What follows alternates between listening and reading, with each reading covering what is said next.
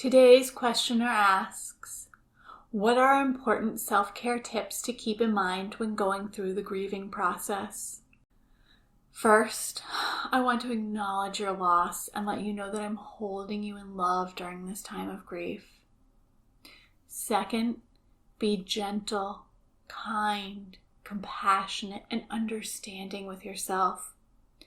Each of us grieves differently, and your grieving process may be different for each loss you experience. How you grieve and how long you grieve is determined by no one but you. Once you've given yourself permission to have your own experience on your own timeline, the best self-care tools are the ones that feel right to you.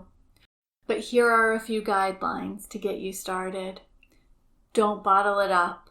Allow yourself to feel and experience your emotions. Try to avoid judging yourself for what you're feeling. Remember, it's all part of your experience. As emotions bubble up, try to name them. Okay, that's sadness. Now I'm experiencing anger. And here comes fear. Try to remember that you are not the emotions. Rather, you are experiencing the emotions.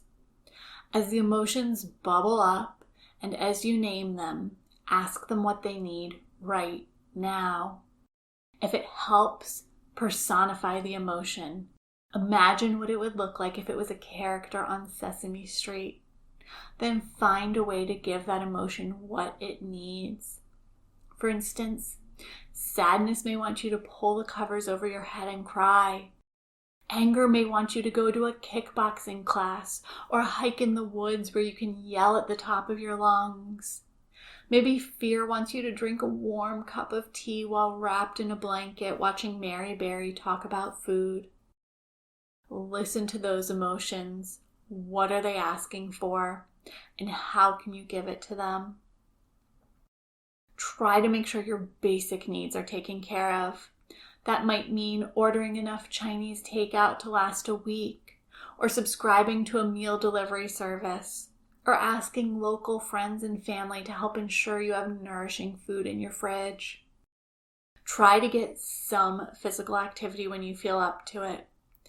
Attending to your basic physical needs helps give you the strength and stamina to move through your grieving process. Finally, if you want company, ask people to be with you. If you want to be alone, let people know that you're not answering the phone or the door.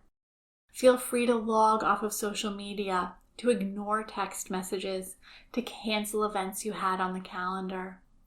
We each have a limited amount of physical, mental, and emotional reserves. Much of yours are being consumed with grieving. Don't feel guilty for not wanting to spend what little energy you have left on something that doesn't feel nourishing or supportive of you and or your grieving process. Again, the most important thing here is to listen to what you need, to honor that it may change from moment to moment and day to day, and to allow yourself to grieve in the way that's right for you. Having said that, if anything in this answer didn't resonate with you, then please feel free to ignore it. I'm not you. I'm not in your body, and I'm not having your experience.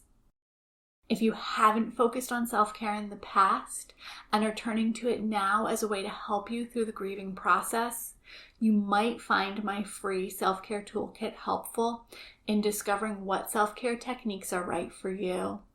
There's a link in the show notes below to grab your copy. Before I end this episode, I want to remind you again that this is your journey to go through on your timeline and in your own way. I'm sending you a great big hug. You've got this. I hope you enjoyed this bit of solicited advice. Make sure you subscribe to my channel to be notified whenever I post new content.